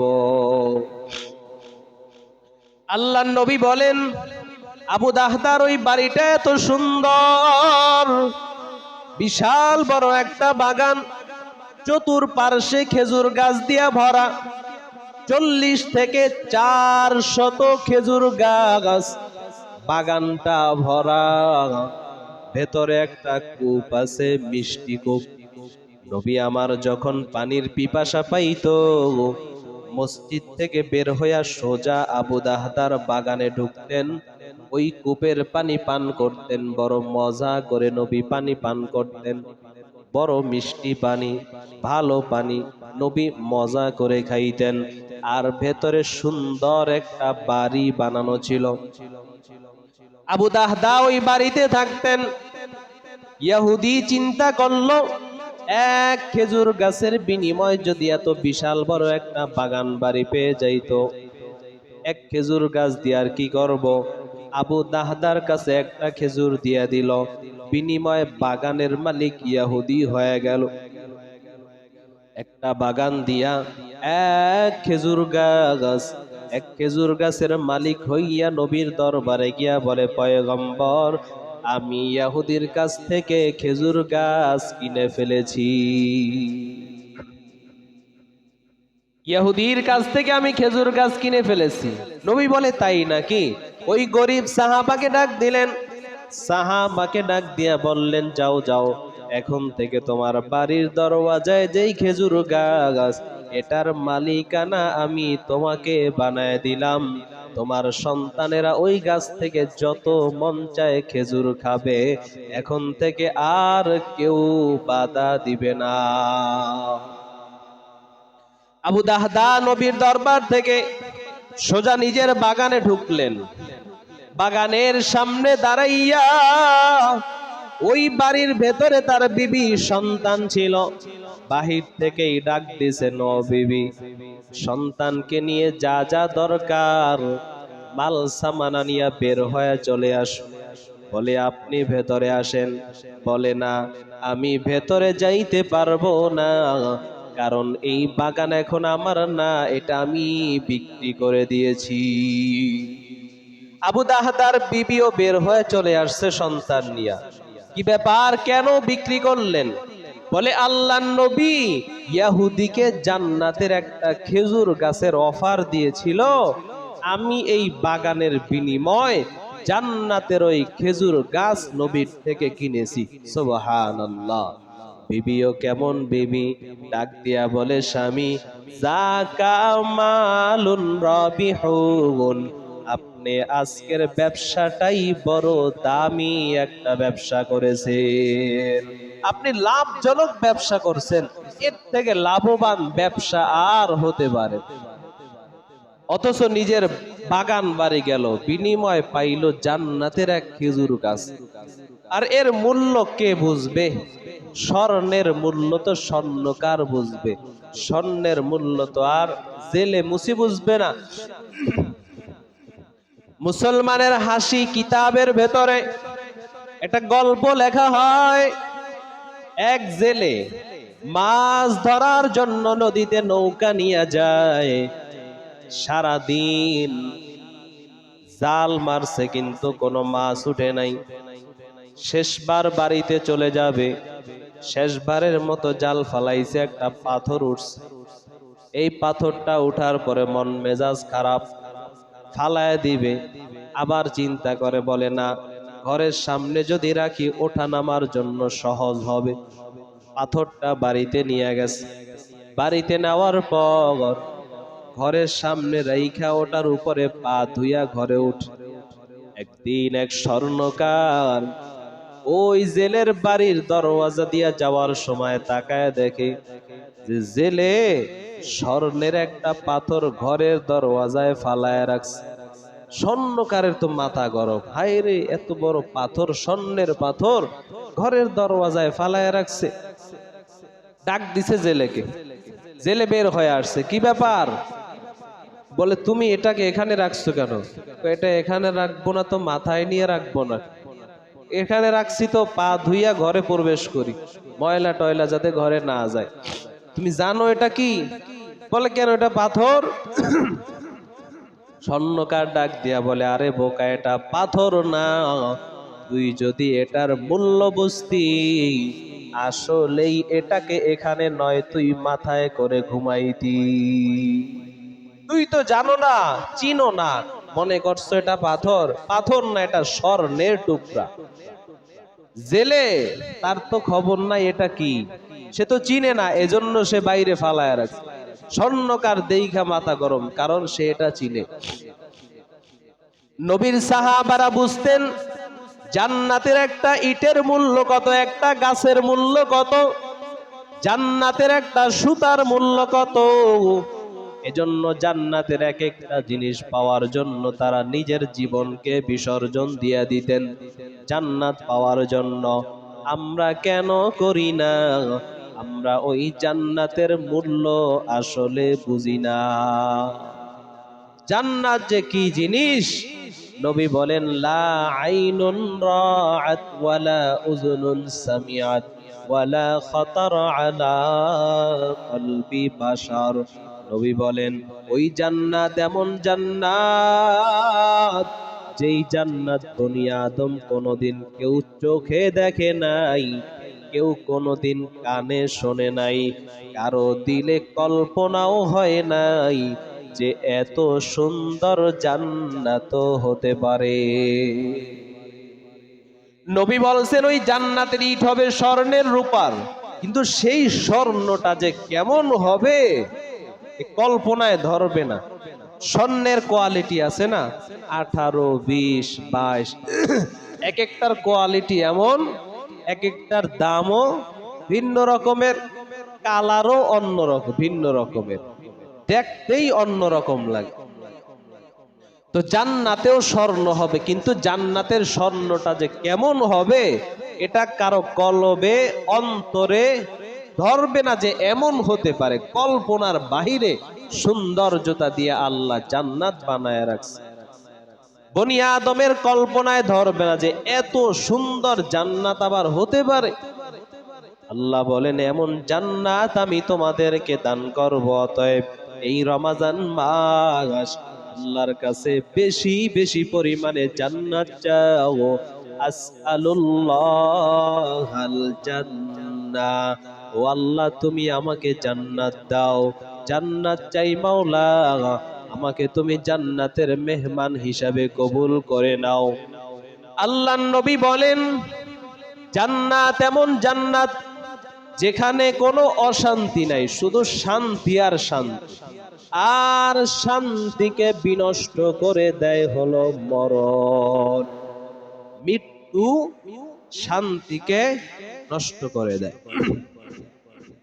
আল্লাহ নবী বলেন ক্বালা রাসূলুল্লাহ সাল্লাল্লাহু আলাইহি ওয়াসাল্লাম আকসিরু যিকরা হাযিমিল লাযযাতিল মাউত।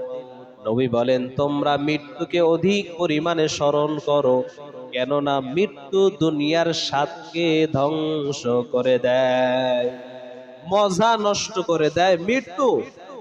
নবী বলেন ওই জান্নাত এমন জান্নাত যেই জান্নাতের ভেতরে মৃত্যু আর হবে না।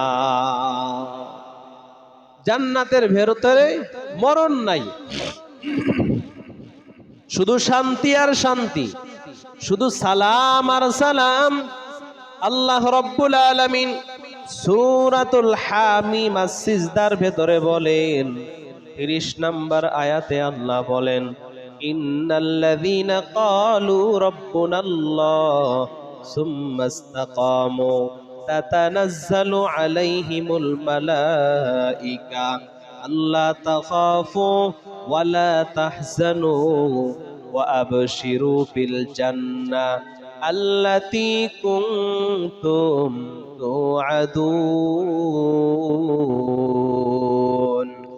আল্লাহ তাআলা বলেন নিশ্চয়ই যারা আমি আল্লাহকে রব বলে মেনে নিয়েছো, আমি আল্লাহকে রব বলে যারা মেনে নিয়েছো, মরণ পর্যন্ত যারা এই রব হিসাবে আমি আল্লাহকে মেনে নিবা, সুম্মাস্তাকামু তাতানাজ্জালু আলাইহিমুল মালাইকা আল্লাহর ফেরেশতারা আইসা বলবে আল্লাহ তাখাফু তোমাদের কোনো ভয় নাই, মরণ একবারই হয়েছে আর কোনোদিন মরণ হবে না। জান্নাতের ভেতরে ফেরেশতারা ডেকে ডেকে বলবে আল্লাহ তাখাফু, এই মরণকে ভয় পাইতেছো, এই জান্নাতের শান্তি আবার নষ্ট হয়ে যায় নাকি, আবার মরণ হয়ে যাবে নাকি? বলে না না, আল্লাহ তাখাফু মরণকে নিয়ে ভয় পাওয়ার কিছু নাই, মরণ আর হবে না। ওয়ালা তাহজানু, আর তোমাদের চিন্তার কোনো কারণ নাই, চিন্তাও করিও না, মৃত্যুকে নিয়ে ভয় পাইও না, মৃত্যুর চিন্তাও করিও না। ওয়া আবশিরু বিল জান্নাহ, এটা তোমার জান্নাতের সুসংবাদ। আল্লাতী কুনতুম তুআদুন, যেই জান্নাতের ওয়াদা আল্লাহ তোমাদেরকে করেছিলেন। জান্নাতের এটা তোমাদের সুসংবাদ যে মরণের কোনো ভয় নাই, কোনো চিন্তা নাই। তুমি দুনিয়ায় যাদেরকে রেখে আসছো তাদেরকে নিয়ে টেনশন করিও না, আর এখানে তুমি ভয় পাইও না যে আবার তোমাকে ওখানে পাঠানো হয় কিনা, মরণ হয় কিনা, এ নিয়ে কোনো চিন্তা তুমি করবা না। ভয়ও নাই, চিন্তাও নাই, সুসংবাদ তোমার জান্নাতের, আর এই জান্নাতের ওয়াদাই তোমাদেরকে করেছিলেন। অতএব জান্নাতের ভিতরে তুমি আবাদা, হার হামেশা সর্বদা থাকতে থাকো, কোনো ভয় নাই।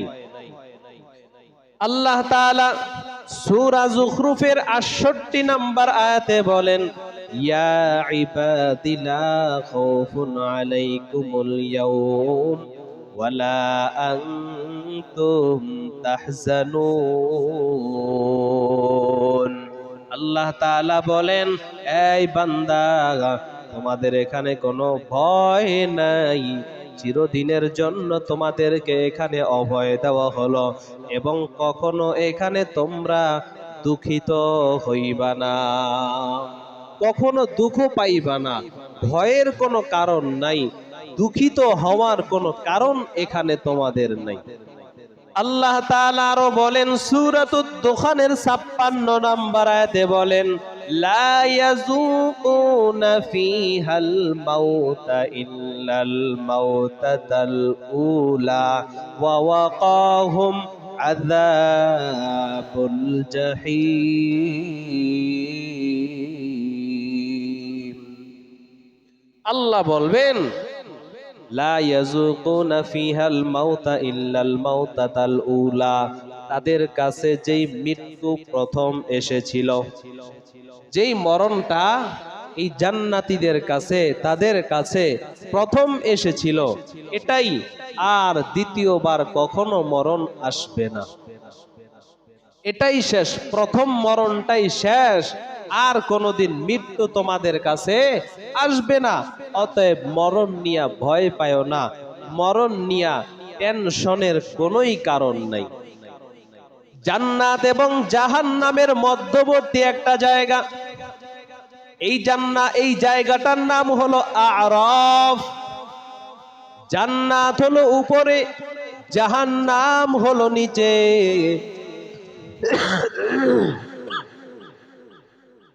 আল্লাহ রাব্বুল আলামিন মৃত্যুকে একটা আকৃতি দিবেন, একটা পশুর আকৃতি দিয়া এই আরাফ নামক স্থানে রাখবেন। উপরের জান্নাতীদেরকে বলবেন, ও জান্নাতীরা তোমরা নিচে তাকাও। জান্নাতীরা নিচে তাকাবে। জাহান্নামীদেরকে বলবেন, তোমরা উপরে তাকাও। জাহান্নামীরা নিচ থেকে উপরে তাকাবে। মাঝখানে একটা বস্তুকে দেখতে পাবে। আল্লাহ বলবেন, এটাকে চিনো? সবাই বলবে, না না, চিনতে পারি নাই। আল্লাহ তখন বলবেন, এটাই হলো মরণ, এটাই হলো মৃত্যু। আল্লাহ তাআলা তখন ওই মৃত্যু নামক বস্তুটাকে নিজ কুদরতি হাতে জবাই করবেন। জবাই করে দিয়া বলবেন, লা ইয়াযুকুন।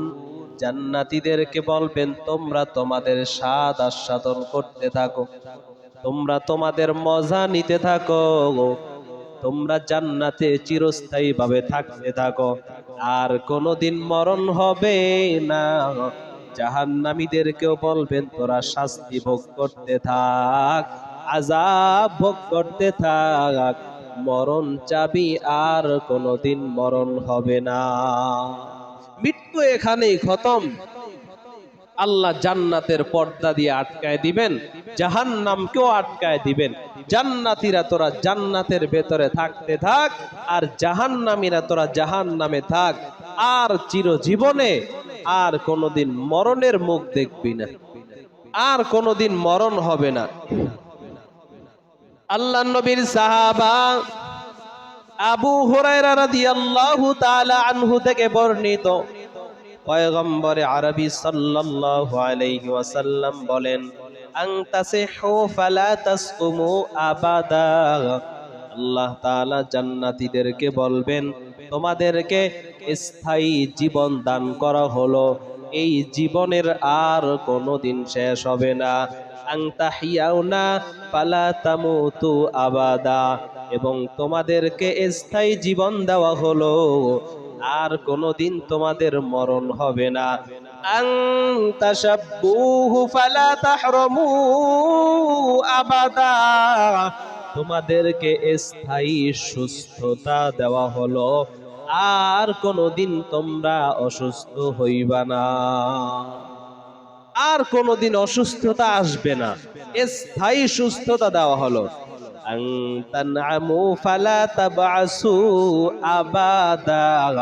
তোমাদেরকে স্থায়ী যৌবন দেওয়া হলো, আর কোনোদিন তোমরা বুড়া হইবা না, বৃদ্ধ হইবা না। নবী আমার হাদিস বর্ণনা করে এক বুড়িকে ডাক দিয়া বলে, ও বুড়ি মা, তুমি তো জান্নাতে যাইতে পারবা না, জান্নাতে তুমি থাকবা না। বুড়ি হাউমাউ করে কান্না শুরু করে দিছেন। এই বুড়ি কাঁদো কে? বুড়ি ডাক দিয়া বলে, নবী, এত কষ্ট করে আমল করি, এত ইবাদত করি জান্নাতে যাওয়ার জন্য, আমি যদি জান্নাতে যেতে না পারি সেই দুঃখে আমি কান্না করি। নবী বলেন, তুমি জান্নাতে যাইবা না, তার মানে হলো তুমি বুড়ি অবস্থায় জান্নাতে যাইবা না। আল্লাহ তোমাকে 16 বছরের অথবা 18 বছরের যুবতী বানায়া জান্নাত দিবেন, আর কোনোদিন সেখানে তুমি বুড়ি হইবা না। বয়স আর বাড়বে না, বয়সে তালা লাগায় দিবেন, যৌবনে তালা লাগায় দিবেন, এটা আর কখনো নষ্ট হবে না, বাড়বেও না। জান্নাতের ভেতরে সবচেয়ে মজার জিনিস হবে আল্লাহর দিদার। আল্লাহ তাআলা জান্নাতীদেরকে সব দিয়া বলবেন, ও বান্দারা, যা যা ওয়াদা করছিলাম সব পাইছনি? সবাই বলবে, আল্লাহ হ্যাঁ পাইছি। তবে একদল কেউ কেউ বলে উঠবে, আল্লাহ সব পাইছি, কিন্তু একটা জিনিস এখনো পাই নাই। কি পাও নাই? হুরুল মা जितने नेमत हाय तो सबसे बेहतर नेमते दीदार तो जन्नत दो जुगसे या रब क्या करो आरज़ू है मैं तुझे देखा करो। আল্লাহ তাআলার বান্দারা বলবে, আল্লাহ জান্নাত পাইলাম, হুরুল গিলমান পাইলাম, কিন্তু মাওলা জান্নাতের মালিককে তো এখনো পাইলাম না। রাবেয়া বসরিয়া রহমাতুল্লাহি আলাইহা রাস্তা দিয়া চলতেছেন, এক মাওলানা জান্নাত ও জাহান্নামের বয়ান করতেছে। রাবেয়া বসরি দাঁড়ায় বলে, এ মাওলানা, জান্নাতের বয়ান করে লাভ নাই, জাহান্নামের বয়ান করে লাভ নাই, বয়ান করো জান্নাত ও জাহান্নামের মালিকের। কারণ জান্নাতে গিয়াও যদি জান্নাতের মালিককে না পাই, ওই জান্নাত দরকার নাই। আর জাহান্নামে গিয়াও যদি জাহান্নামের মালিককে পাই, ওই জাহান্নামও জান্নাত হইতে দেরি হবে না। অতএব জান্নাত জাহান্নামের মালিককে কেমনে পাবো সেই বয়ান করো। আল্লাহর বান্দারা বলবে, আল্লাহ তোমার দিদার তো পাইলাম না, কারণ তোমার নবী বলেছেন, সাতারাউনা রাব্বাকুম কামা তারাউনাল কমারা ফি লাইলাতাল বদরি। পূর্ণিমার রাত্রে যখন চাঁদ আকাশে উঠে যায়, দুনিয়ার মানুষ কোনো ভিড়াভিড়ি ধাক্কা ধাক্কি ছাড়াই যেমন চাঁদকে নিজের জায়গা থেকে দেখতে পায়, নবী বলেছেন আল্লাহর সাথে জান্নাতীদের এমন দিদার হবে। ও আল্লাহ, সেই তোমাকে কো দেখতে পাইলাম না, তুমি কই? আল্লাহ তাআলা এলান করে দিবেন ফেরেশতাদের মাধ্যমে, যাও যাও জান্নাতীদের ভেতরে এলান করে দাও, আগামী শুক্রবার জুমার দিন জান্নাতের মাজিদ নামক স্থানে বান্দার সাথে আল্লাহর সাক্ষাৎ হবে। আল্লাহ তাআলা এলান করে দিবেন, জান্নাতীরা দলে দলে ছুটবে।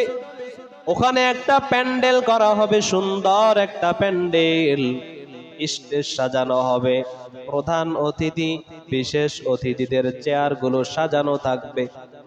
প্রধান মেহমান সভাপতি হবেন স্বয়ং আমার আল্লাহ।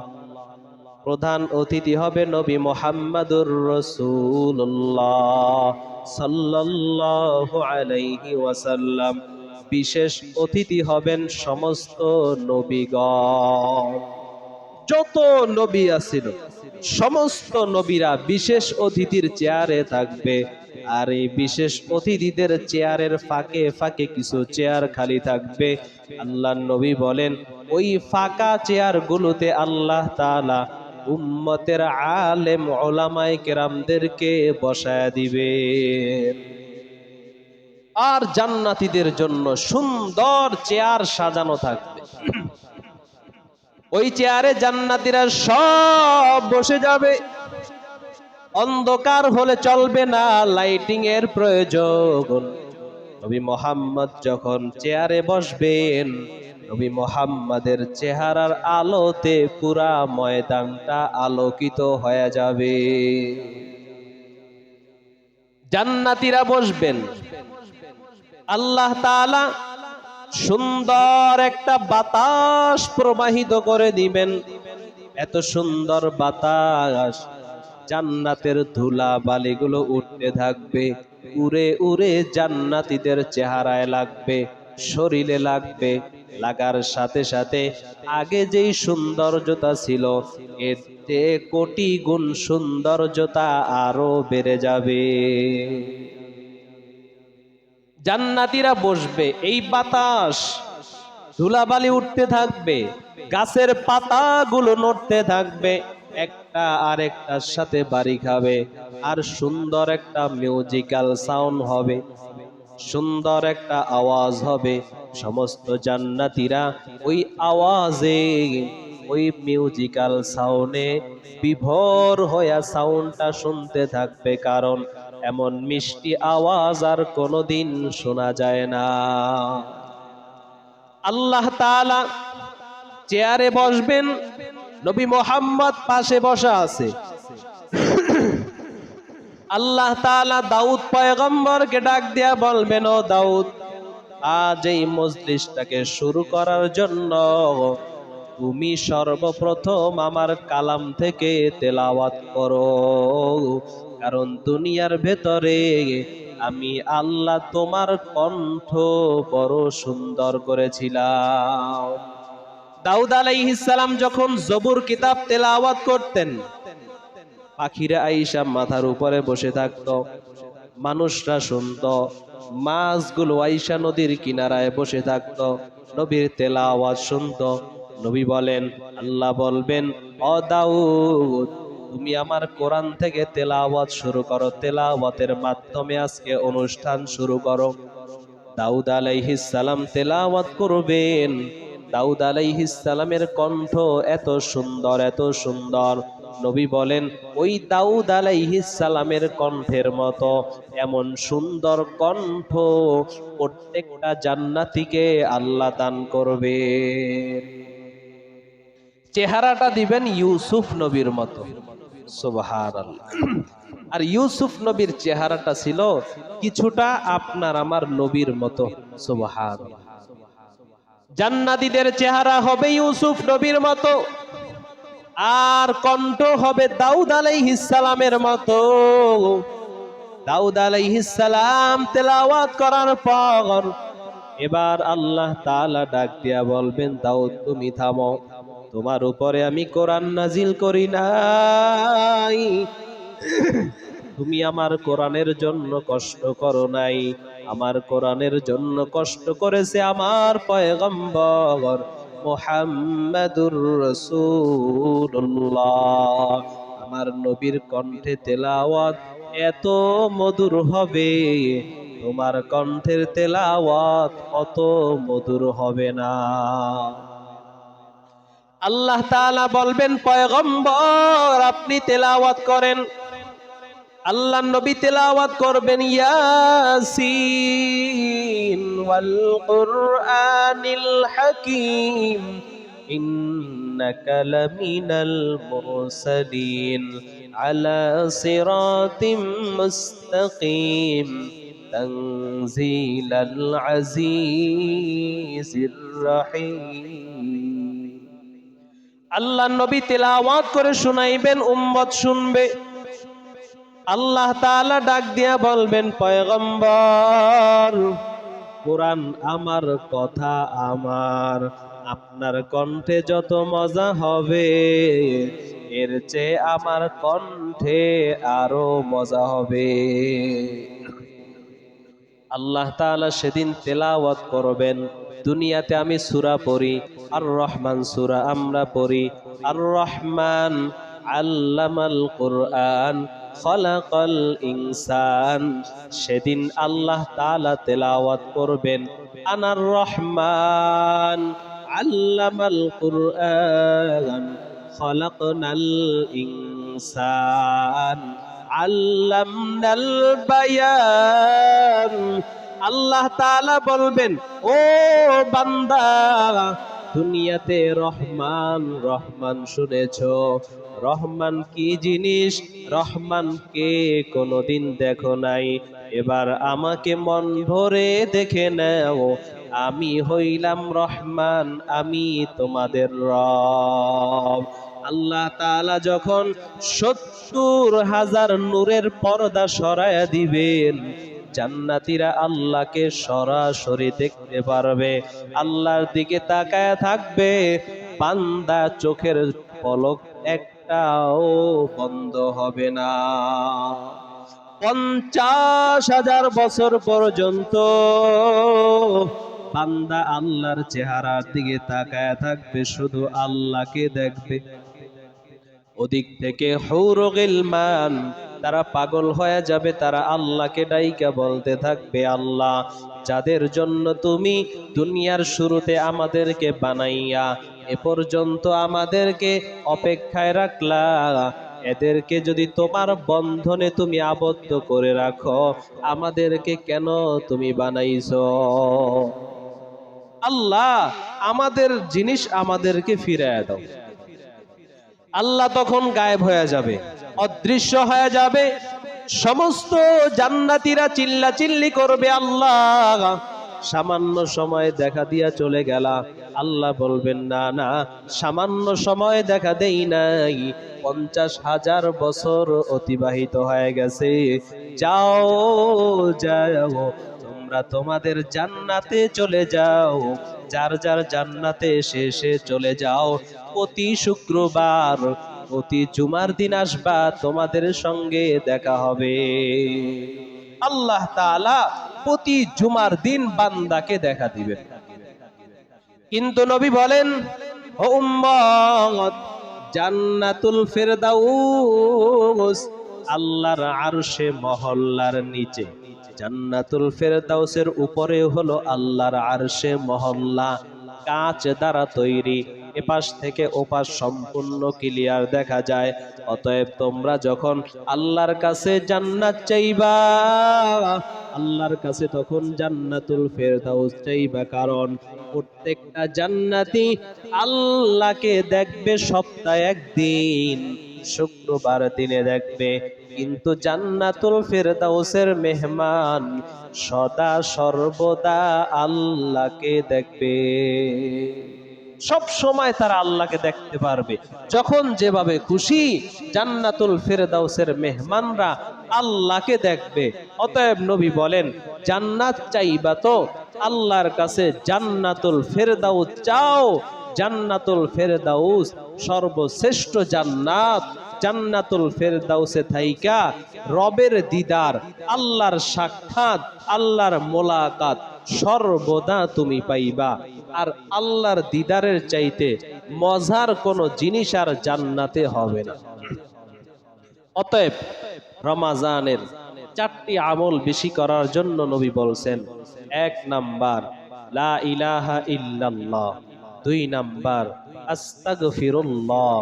আর এই 2টা আমলে রব খুশি হন, এই 2টা আমল বেশি করব। 3 নাম্বার আসআলুল্লাহাল জান্নাহ, আল্লাহর কাছে জান্নাত যাব, আল্লাহর কাছে জান্নাত যাব। আল্লাহ আমাকে জান্নাত দাও, আল্লাহ আমাকে জান্নাত দাও, জান্নাত দাও আল্লাহ। জান্নাতুল ফেরদাউসের মেহমান হিসাবে আমাদের সবাইকে কবুল করে নেন, বলে আমিন। প্রত্যেক দিন ইফতারের পূর্ব মুহূর্ত সময় নবী বলেন 70,000 মানুষকে আল্লাহ জান্নাতের খাতায় নাম লিখে দেন। সুবহানাল্লাহ। প্রতিদিন ইফতারের পূর্বে 2-1 মিনিট আগে হলেও যদি একটু বইসা হাত 2টা উঠায় যদি বলি, আল্লাহ তুমি আমাকে না প্রতিদিন না তুমি 70,000 জাহান্নামীকে জান্নাতি বানায় দাও, আল্লাহ তুমি আমার নামটা ওই 70,000-এর ভেতরে উঠায় দাও, আমাকে তুমি জান্নাতের মেহমান বানায় দাও আল্লাহ। আমার আত্মীয় স্বজন যারা আছে এদের নামটাও তুমি এই 70,000-এর ভেতরে তুমি জান্নাতীদের খাতায় উঠায় দাও। এতটুকু কথা বলতে 1-1.5 মিনিটের বেশি সময় লাগে না। আজানের পূর্বে 1-1.5 মিনিট সময় হলেও বৈশা আল্লাহর কাছে দোয়া করি, আল্লাহ তুমি আমাকে সহ আমার পরিবার সবাইকে তুমি জান্নাতের মেহমান হিসাবে কবুল করে নাও। আল্লাহ সবাইকে তৌফিক দান করেন, বলি আমিন। দুরূদ শরীফ পড়ি। আল্লাহুম্মা সাল্লি আলা মুহাম্মাদিন ওয়া আলা আলি মুহাম্মাদ কামা সাল্লাইতা আলা ইব্রাহিম وعلى آل إبراهيم إنك حميد مجيد. اللهم بارك على محمد وعلى آل محمد كما باركت على إبراهيم وعلى آل إبراهيم إنك حميد مجيد. اللهم صل على سيدنا ونبينا وشفيعنا وحبيبنا ومولانا محمد صلى الله عليه وعلى آله